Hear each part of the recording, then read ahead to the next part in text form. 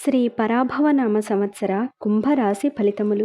ధనిష్ట 3-4 పాదములు, శతభిషం 1-2-3-4 పాదములు, పూర్వాభాద్ర 1-2-3 పాదములు కుంభరాశి యందు ఉంటాయి.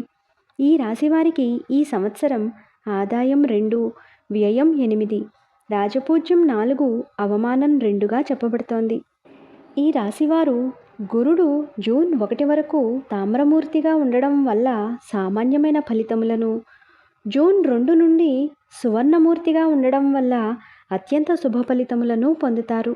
రాహుకేతువుల వల్ల డిసెంబర్ 5 వరకు సామాన్యమైన ఫలితములను, డిసెంబర్ 6 నుండి సౌభాగ్యకరమైన ఫలితములను పొందుతారు.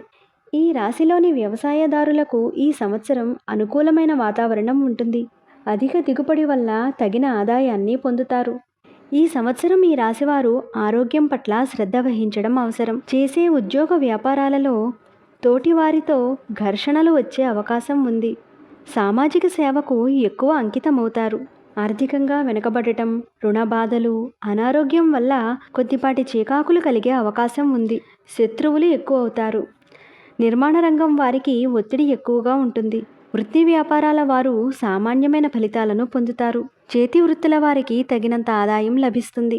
ఈ రాశివారు ఈ సంవత్సరం శనైశ్చర సంచారం వల్ల మిశ్రమ ఫలితాలను పొందుతారు. ధనం విషయంలో పొదుపు చాలా అవసరం. మాటలను అదుపులో పెట్టుకోవాలి. ఇతరుల విషయాలలో జోక్యం కలిగించుకోకపోవడమే మీకు చాలా మంచిది. రైతులకు, చేతి వృత్తుల వారికి గణనీయమైన ఆదాయం లభిస్తుంది. ఈ సంవత్సరం ఈ రాశివారు ఊహలలో ఎక్కువగా ఉంటారు. ఇతరుల విషయాలలో తలదూర్చి చిక్కులను కొని తెచ్చుకుంటారు. విదేశాలకు వెళ్లే ప్రయత్నాలు చేసేవారికి అనుకూలంగా ఉంటుంది.